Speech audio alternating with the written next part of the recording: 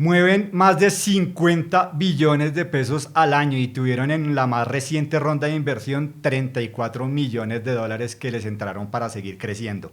De eso se trata la historia de hoy en Emprendimiento y Liderazgo, y es una startup colombiana.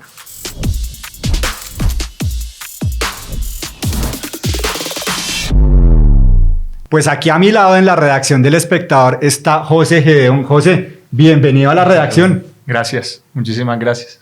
¿Qué es Cobre? La compañía que muy bien lo dice allá en la chaqueta, que usted montó junto con otros 3 costeños y que el día que me lo explicaron me gustó mucho esa analogía y decía, cuando se mueve una transacción de un punto A a un punto B, ahí piénselo en temas de tráfico en las ciudades, mucho tráfico, mucho trancón, mucho semáforo, y ustedes son como el paso rápido, el fast pass, y hacen que esas transacciones vayan del punto A al punto B muchísimo más rápido. En esa analogía yo lo entendí muy bien y creo que fue la primera vez que tocaron las puertas en El Espectador y se las abrimos. Y ahora en este formato pues queríamos que la contaran. ¿Qué es Cobre? ¿Cómo se entiende lo que ustedes hacen? Bien, en Cobre nos dedicamos a resolver los problemas más complejos del movimiento del dinero para empresas en Latinoamérica. Y ese precisamente es el tráfico. Las empresas todo el día están en tráfico esperando que sus pagos los procesen, porque se rechazan, porque necesitan un montón de herramientas. No sé si para personas a veces es cómico que uno ve el contador de una empresa cuando sale a almorzar y sale con una lonchera con 50 tokens. No sé si ha visto, sí, es un llavero con 50 tokens. No se pregunta, pero eso ¿qué es? ¿No? ¿Y por qué no podemos usar tecnología para automatizar eso? Y Cobre precisamente lo que les permite a las empresas, como bien lo decías, esas empresas que están esperando en tráfico es una salida mediante el cual no tienen que esperar, sino que Cobre ha desarrollado tecnología para comerse todas esas ineficiencias y que las empresas puedan dedicarse a lo que realmente importa, que es crecer su negocio. Ahí hay una cosa y es que a mí me parece interesante explicarle y que nos lo explique usted, José, y es que para nosotros los usuarios es muy sencillo decir, yo saco la tarjeta y voy a comprar un café y la pongo en el datáfono y me entregan mi café y me voy. O tengo que pagar el colegio de mi hija y entonces entro a la plataforma digital del colegio y pongo mi número de tarjeta y hago el pago y ya, me dijo transacción aceptada. Y para uno es como muy natural, pero resulta que desde el momento en el que yo pongo mi tarjeta o la pongo encima del datáfono, ahí hay un montón de actores que aparecen en la mitad. Explíquenos un poco eso, José. Sí, cuando pensamos desde el punto de vista de una empresa cobra y una empresa paga. Y empecemos hablando del pago. En Colombia, que tenemos tantos lunes festivos, por ejemplo, y muchas veces las quincenas caen los viernes o los sábados incluso, y hay veces que la empresa paga el viernes y el dinero no llega hasta el martes.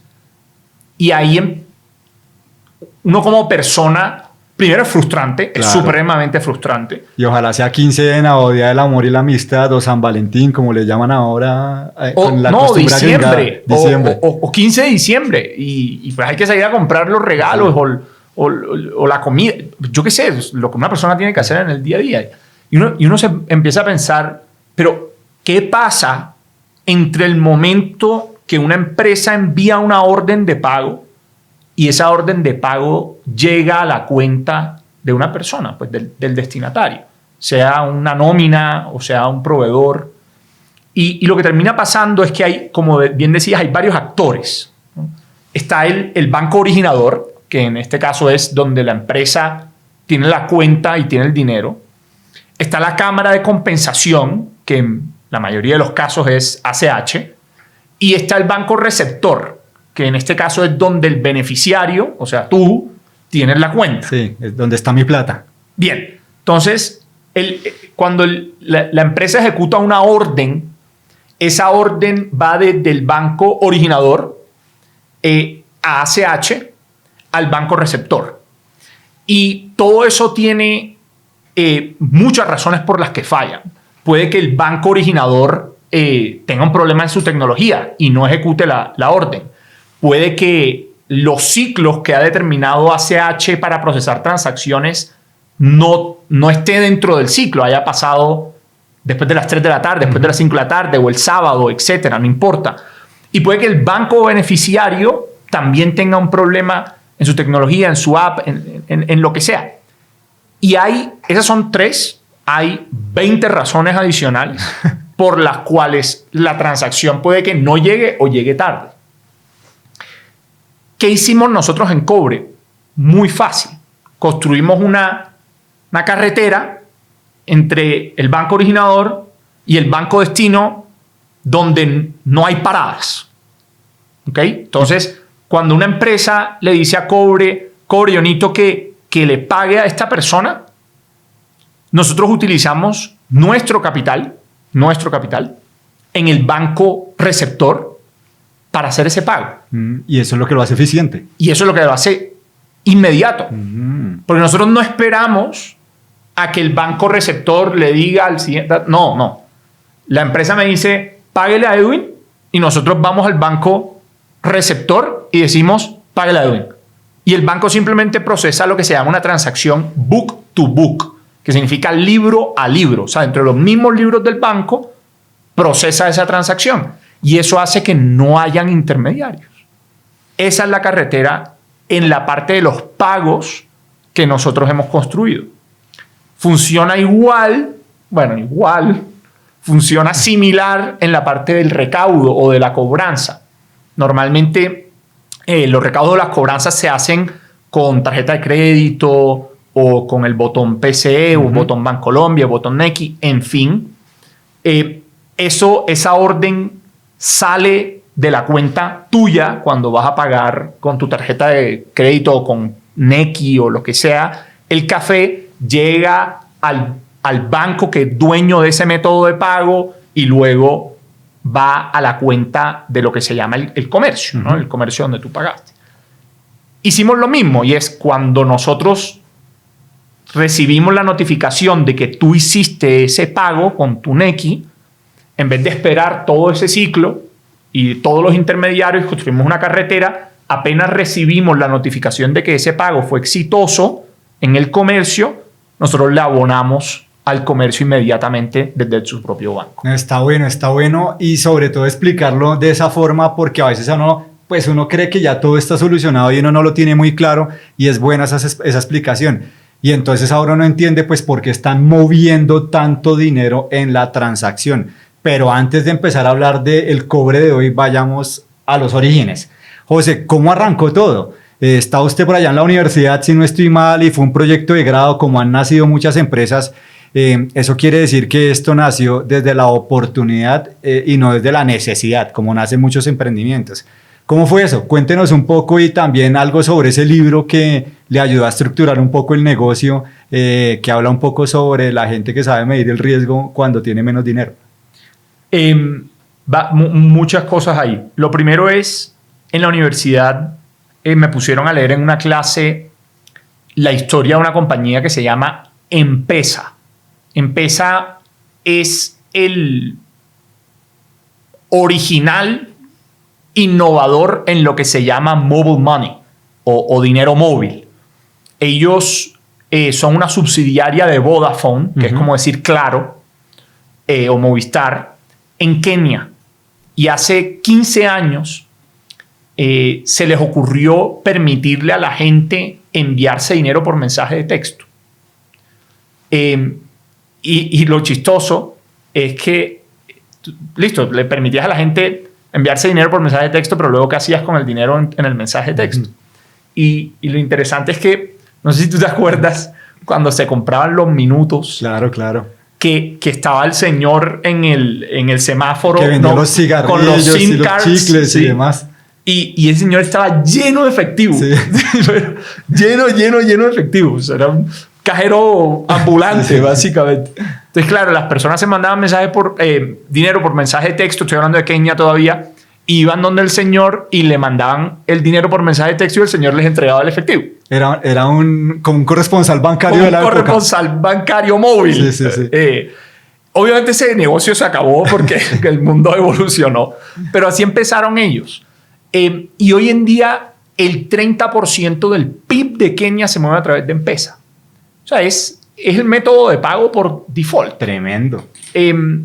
Y ellos fueron, digamos, los originales en este tema del mobile money. Y después salió Venmo en Estados Unidos, Zelle en Estados Unidos, en India salió Paytm. Todas las cosas enormes que conocemos, pero ellos fueron los primeros. Entonces yo me leí eso y eso era lo que yo quería crear en Colombia. Y traté muchas veces de crearlo y fallé durante 4 años. Pues porque yo no era ni Claro ni Movistar, claro, ni un banco tampoco, ¿no? O sea, y pues muy ingenuo, ¿no? Y tampoco tenía dinero. Entonces, bueno, eso falló, ¿no? Pero esa fue como la idea muy inicial, sí, y la inspiración. Y ese libro del que hablaste es un libro que se llama Poor Economics o Economía Pobre. En español suena horrible. Sí. Sí, en español suena como detrimental, pero no tiene nada que ver con detrimental. Y lo que abre ese libro es que, una de las conclusiones del libro, es que la gente con escasos recursos, para no decir pobre, son los mejores administradores de riesgo en el mundo. Mejores administradores de riesgo que la gente que maneja fondos de capital privado en Nueva York. ¿Y por qué? ¿Por qué? Porque la gente con escasos recursos o la gente pobre se levanta todos los días a tomar ciertas decisiones que los van a llevar a tener comida para su familia en la noche o no. O sea, es una decisión de muy alto estrés. Si se equivocaron, no hay comida en la noche. No hay comida en la noche. Entonces, imagínate tú levantarte todos los días a tomar una decisión que lleva a tú sobrevivir o no. Que el cerebro de la gente pobre tenga la capacidad de hacer eso es impresionante. Es un cerebro altamente entrenado para tomar riesgos. Uh-huh. Entonces, a diferencia de la mayoría de la gente que piensa que la gente pobre es tonta, lo que dice el libro es la gente pobre es increíblemente buena tomando riesgos, simplemente que no tiene capacidad mental para hacer nada más. No tiene capacidad mental para aprender nada más. No tiene capacidad mental para pensar en nada más, sino en sobrevivir. Y por eso es tan difícil salir de ese ciclo vicioso. Todo eso, ¿no? Según el libro. Pero eso habla del libro. Y eso sirve entonces para montar la base del modelo de negocio, de lo que hoy en día es Cobre. Sí. Entonces, empieza más Poor Economics. Lo que yo me di cuenta que me fascinaba era que si uno montaba una infraestructura de pagos en tiempo real, que empezó siendo para personas, migró siendo para empresas, podía cambiar la vida de millones de personas y de millones de empresas. Porque podías permitirle a la gente hacer mucho más con su dinero, ¿cierto? Si yo tengo 10,000 pesos que tú necesitas y yo tengo que pagarte y esperar 2 días a que el dinero te llegue a ti, pues tú no tienes esos 10,000 pesos para empezar a trabajar sobre esos 10,000 pesos y así la cadena sigue y sigue y sigue y sigue y sigue. Pero si es inmediato, pues esa infraestructura le está dando mucho más poder al dinero mío y al dinero tuyo. Y bueno, la mezcla de esas dos cosas terminó en lo que hoy es la infraestructura de pagos en tiempo real de Cobre. ¿Qué es Cobre hoy en día? Porque cuando uno habla de 50 billones, eso es una cosa que de verdad es mucho dinero. Eso es mucha plata.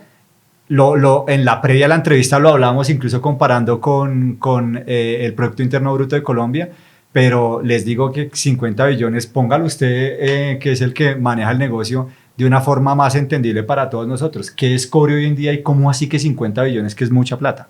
Bien, lo primero a entender es, ya migrándonos del tema de empresa, Cobre no tiene nada que ver con persona natural. Cobre solo atiende a empresas. Y Cobre resuelve es lo 3 que se problemas. Llamaba el B2B. El B2B. Y Cobre resuelve 3 problemas para las empresas. 1, el exceso de manualidad en los pagos, que era lo que estábamos hablando al principio. Sale el tesorero a almorzar con una loncherita de tokens, ¿no? Y eso que José se fue un poquitico más adelante. Yo todavía he visto contadores haciendo la conciliación con una hoja y un resaltador. Como que esto se supone que tenía que haber entrado, por la venta, esto debe haber entrado, pero no ha entrado, está pendiente, no ha llegado. Ese ejemplo es espectacular porque hay una cosa que a mí personalmente me parece absurda, y es uno a veces llega a una empresa y escucha al contador llamar a otra empresa. Hola, Edwin Sass. Oye, ¿tú me pagaste 10.981.000 pesos? ¿Cuál factura me pagaste? Es como, no sabes. Espera, sí. O sea, ¿cómo así? Es increíble, pero pasa. Sí, o sea, ¿cómo no tenemos un sistema que nos dice que esta empresa le pagó a esta en este momento por esta factura? Sino que hay que llamar como a investigar y a decir, oye, es que tengo un pago aquí tuyo.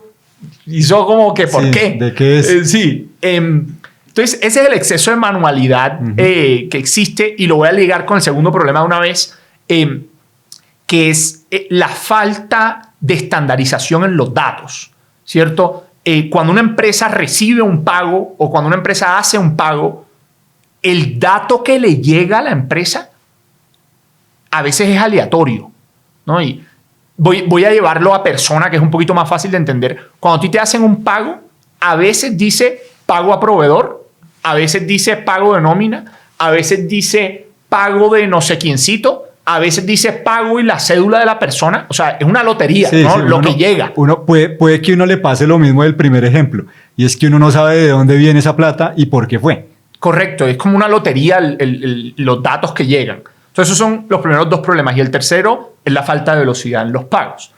Y nosotros hemos desarrollado una plataforma de pagos empresariales y de tesorería empresarial que le ayuda a las empresas a tener tres cosas para resolver esos tres problemas.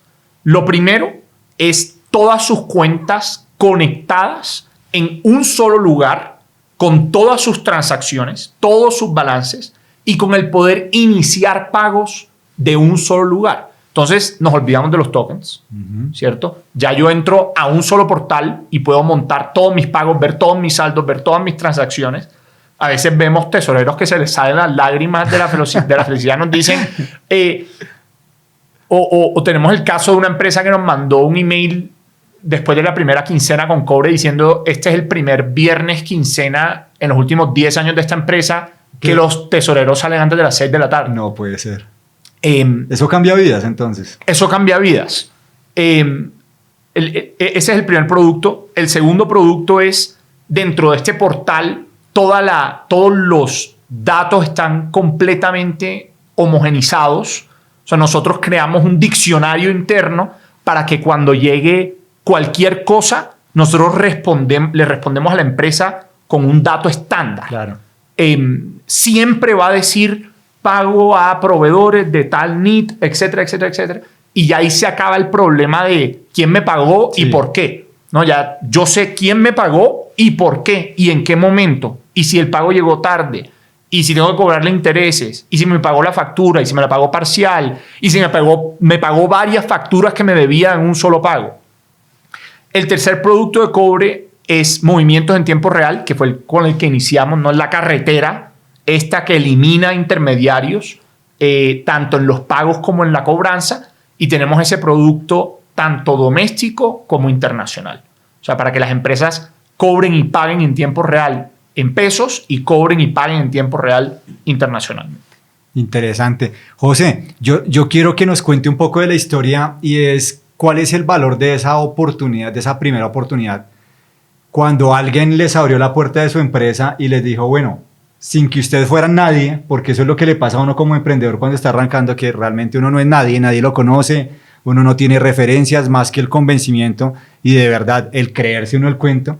Pero ese alguien, esa empresa, les abrió la puerta y luego incluso como que les canjeó el tiempo de los ingenieros para que ustedes pudieran seguir probando. ¿Cómo fue eso? Esa parte, esa experiencia, ese primer cliente y el valor de la primera oportunidad que en últimas nos han dado a todos, a los que estamos hoy en día trabajando o a los que han podido emprender. Yo creo que yo nunca he dicho esto, pero hay que hacerle un agradecimiento especial a una empresa que se llama Millennium BPO. Es un BPO muy grande aquí en Bogotá. BPO es como los call centers. Sí. Business Process Operation. Organization, sí. No sé. Sí, pero sí, son básicamente las empresas que gestionan los call centers, de la gente que regularmente está llamando a las campañas y demás. Los bancos les entregan muchas de sus cobranzas a esos BPO y ellos son los que se encargan de llamarlo a uno a cobrar. Sí, y estos BPOs, pues este BPO tiene miles de empleados, miles de empleados.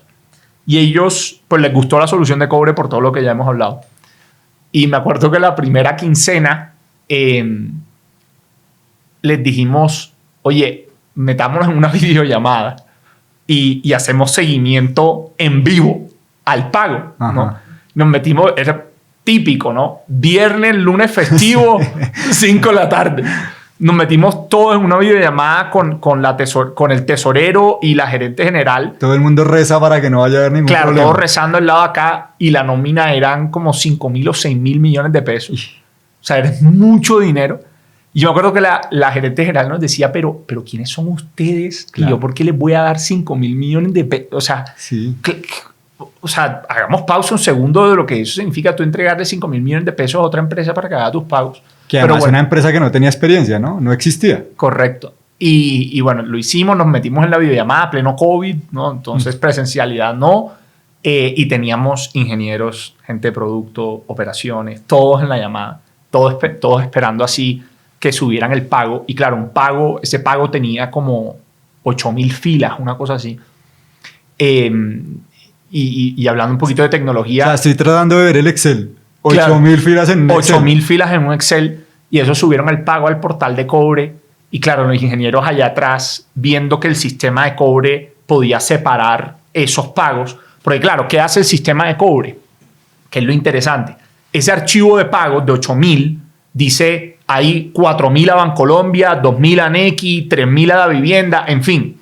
¿Qué hace el sistema de cobre? Lee el archivo, lo separa por banco destino y luego lo monta en cada banco. O sea, los pagos de Bancolombia en Bancolombia, los de la vivienda en la vivienda, los de BBVA en BBVA. Entonces, el sistema recibe el archivo, lo parte y luego lo envía a cada banco respectivamente.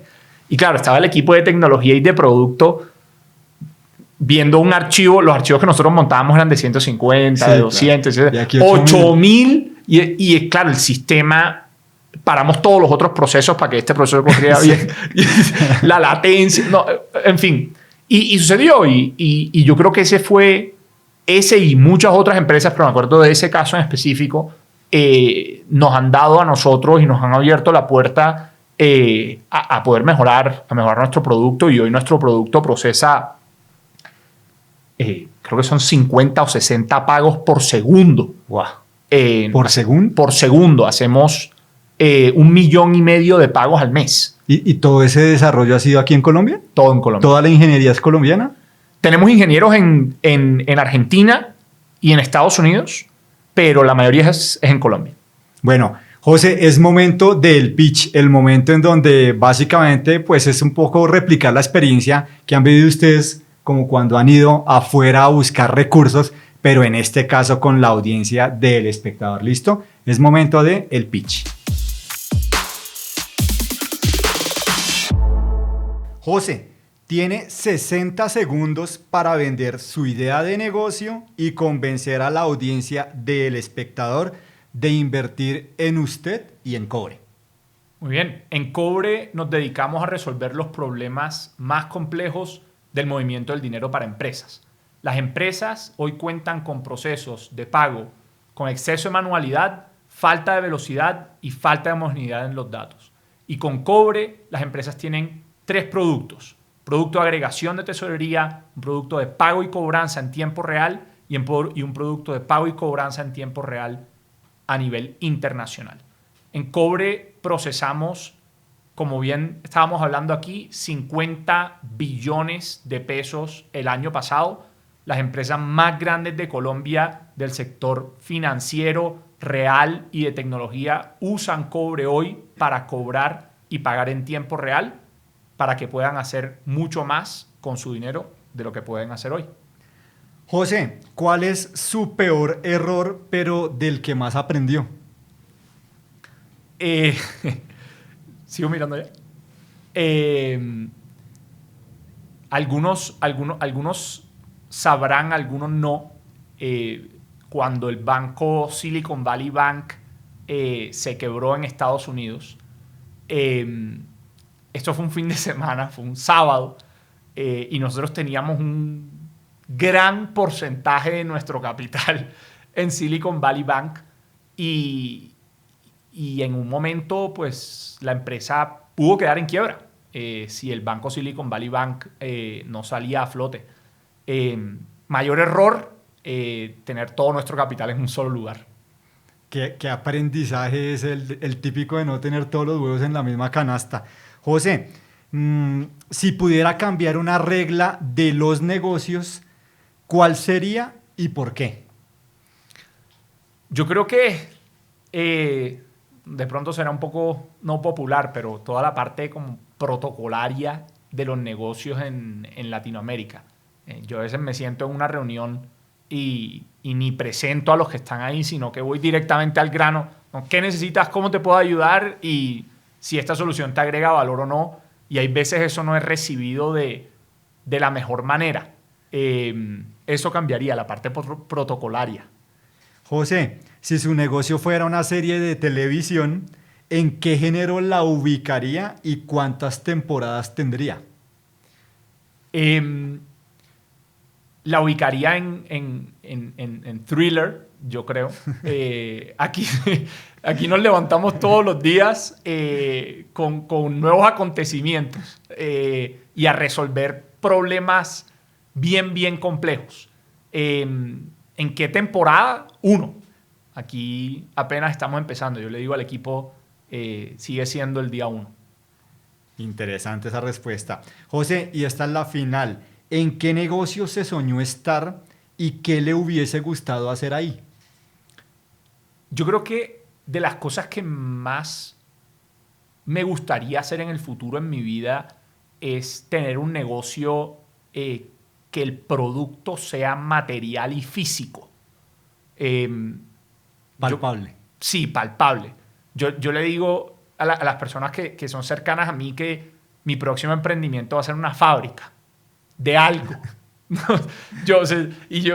A mí me gustan mucho las cosas de 2 ruedas, las motos, las bicicletas. Yo digo, yo voy a hacer una fábrica de bicicletas en Stuttgart. Y mi esposa me dice, no hay forma que yo viva en Stuttgart.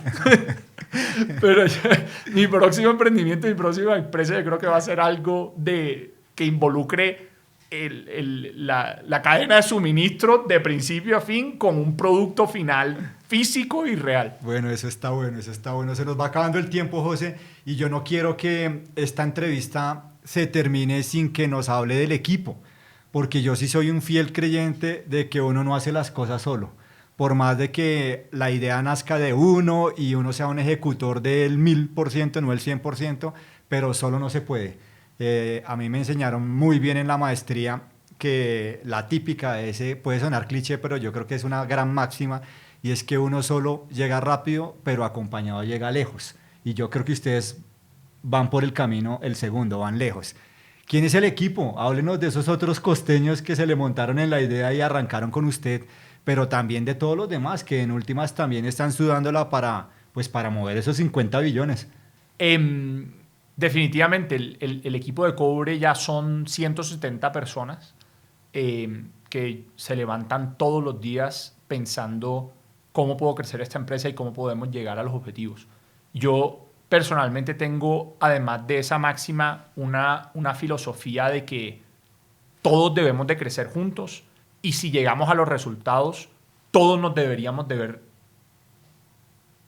beneficiados de ese resultado. Y por eso más del 80% de los empleados de Cobre tienen acciones en Cobre. ¿Ah, sí? Y están completamente y directamente beneficiados en los resultados de las empresas. De la empresa, perdón. Y con cada ronda de inversión que nosotros hacemos, les comunicamos, miren, esas acciones que cuando se las dimos hace 3 años valían $300, hoy valen $5,000. Wow. Y en la próxima ronda pueden valer $25,000. Y en la ronda después de esa pueden valer $150,000. Y yo creo que no solo yo, sino el equipo de Cobre está pensando en cómo llego a mis objetivos ya que yo soy una parte integral de este equipo y además me voy a ver enteramente beneficiado por los resultados de esta empresa. José, se sueñan, me imagino, ¿no? Como todos, siendo un unicornio, de pronto una cosa muy lejana, pero posiblemente alcanzable saliendo a bolsa. Lo que yo le digo al equipo, y esa pregunta me la hacen siempre de diferentes maneras. José, ¿tú venderías la empresa? O José, vamos a hacer IPO.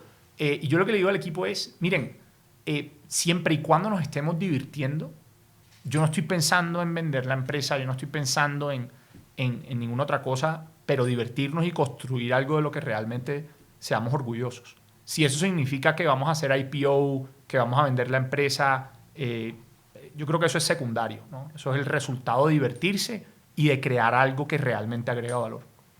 Jorge, esta mañana publicaba yo un texto de alguien que me pareció que incluso es mentor en Endeavor y me pareció interesante y decía algo así como ser empresario _ ser buena persona.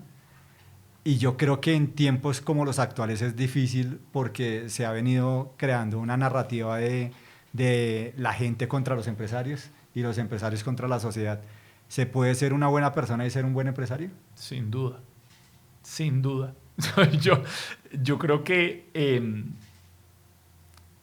esa narrativa de empresario versus el resto me parece súper destructiva. Súper destructiva. Hay otro libro, hemos hablado de libros aquí, pero hay otro libro que a mí me fascina que se llama Atlas Shrugged. Eso sí, no sé cómo se dice en español, ¿no? Pero Atlas Shrugged. Y habla un poquito de eso, ¿no? Oye, ¿por qué esa pelea entre los empresarios y la gente? Si lo que deberíamos de hacer los empresarios es buscar agregarle valor a la sociedad. Y agregándole valor a la sociedad, no solo vamos a crear grandes empresas, sino que yo creo que eso es parte de ser una buena persona. Y muchos de los emprendedores en Endeavor, muchos, estudiaron en Estados Unidos, en Europa, en México, en Asia, en fin, pero decidieron, como yo, devolvernos a Colombia y empezar una empresa en Colombia cuando yo creo que es más difícil empezar una empresa en Colombia que en otras partes del mundo, para no mencionar cuáles, pero creo que es más difícil hacer una empresa en Colombia porque creemos en el país. Si eso no es ser buena persona, pues no sé cuál es la definición de buena persona, pero si eso no es ser buena persona, no sé qué es. Sí, estoy de acuerdo, interesante. Y ahora sí, me van a matar, pero necesito hacer esta pregunta porque creo que hay que integrarla en estas conversaciones y es salud mental. Háblenos de salud mental porque de nuevo acá se sientan todos con la chaqueta bonita, el chaleco bonito, el logo aquí a la izquierda y todos sonríen, cuentan la historia de éxito, conseguimos muchos millones de dólares afuera y estamos moviendo tanta plata en Colombia, pero seguramente eso les ha costado salud mental. Entonces, con esa pregunta sí cerramos. Cuéntenos cómo ha balanceado el tema o de pronto no es balanceado, no lo han logrado balancear usted, sus socios. Cuéntenos el tema de la salud mental y con esa sí cerramos. Miren, empiezo por mi persona. Para mí, salud mental igual a ejercicio. Yo necesito hacer ejercicio todos los días sin celular y yo personalmente monto bicicleta. Y la bicicleta tiene algo positivo y es imposible usar tu celular mientras estás en la bicicleta. Entonces yo creo que es eso y natación. Sí. No, físicamente no puedes estar conectado. Y yo salgo solo, sin música, sin celular y monto bicicleta, ¿no? Y es como este espacio de qué pasó ayer, qué va a pasar hoy, qué tengo que hacer yo. Yo me hago esta pregunta todos los días. ¿Qué tengo que hacer yo hoy para llevar a esta empresa a sus resultados? Entonces, salud mental para mí igual a ejercicio, que principalmente es bicicleta. Punto número 1. Punto número 2, el tema del balance es, en mi opinión, romántico. Yo me senté primero conmigo mismo y luego con mi esposa a tener una conversación muy franca de el sacrificio que íbamos a hacer. Personalmente, con mi pareja y con mi familia. Yo te doy un itinerario relativamente normal mío. Yo el domingo me monté un vuelo a Miami a las 4 de la mañana a Bogotá. Llegué a Miami a las 9, tuve un almuerzo con un cliente potencial, me fui para el aeropuerto y me monté un vuelo a San Francisco a las 5 de la tarde. Llegué a San Francisco a las 10, 11 de la noche. Me acosté a dormir. Me levanté a las 5:30 de la mañana, hora San Francisco, porque ya son las 8:30 de la mañana acá a trabajar. Reuniones todo el día en San Francisco, lunes y martes. Martes a las 11 de la noche vuelo a Washington, D.C. Duermo en el avión. Me levanto en Washington, D.C. Reunión en Washington, D.C. Y luego ayer a las 2 de la tarde, vuelo Washington, D.C., Bogotá. Llegué a las 7 de la noche y hoy en la mañana otra vez 6 de la mañana. No romanticemos el tema del balance. Yo creo que para crear una empresa, por lo menos de este tipo, hay que hacer sacrificios. Esos sacrificios son muy reales y esos sacrificios hay que mentalizarse uno, su pareja y su familia de que se van a tomar. Entonces, esa es mi opinión, de pronto no muy popular del tema de... Pero la real. Pues ahí estuvo José Gedeón de Cobre, el creador detrás y obviamente junto con sus socios y con el equipo. Aquí estuvo en Emprendimiento y Liderazgo El Espectador. José, gracias. Muchísimas gracias por tenerme. Bueno, aquí está. Ya saben ustedes que pueden ver esta entrevista y todas las demás en www.elespectador.com/economía-emprendimiento y liderazgo. Nos vemos en la próxima. Hasta pronto.